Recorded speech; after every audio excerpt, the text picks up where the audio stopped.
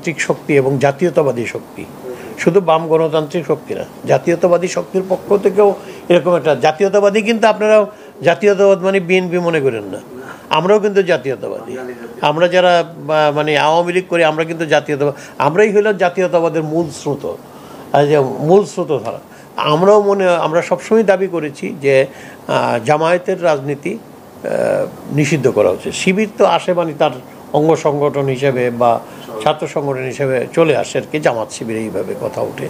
এইটা আমরা, আপনি জানেন যে দেশ স্বাধীন হওয়ার পরে এই দলটির বা তার যে বিভিন্ন শাখা উপশাখা আছে তাদের কোনো রাজনীতি নিষিদ্ধই ছিল।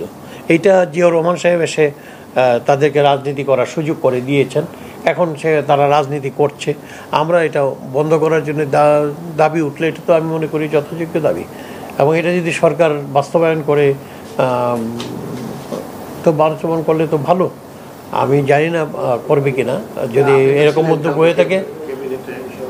ক্যাবিনেটে এটা নিয়ে আলোচনা হয়নি, ক্যাবিনেটে আলোচনা হয়েছে এটা পরে 14 দলের সভাতে আলোচনা হয়েছে, এবং 14 দলের সভাতে 14 দলের দাবির পরিপ্রেক্ষিতে, 14 দলের আওয়ামী লীগও আছে, দাবির পরিপ্রেক্ষিতে যেটি এটা সরকার যদি করে আমি তো এটা স্বাগত জানাবো।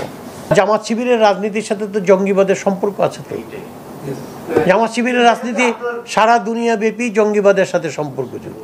এই জন্যই বলছি যে এটা নিয়ম, এটা আপনার শুধু জামাত শিবিরের রাজনীতি নিষিদ্ধ হোক এটা আজকের জন্য নয়, এটা সব সময়ের জন্য, এরা জঙ্গিবাদের সাথে যুক্ত, এটা অস্বীকার করার কোনো উপায় নেই।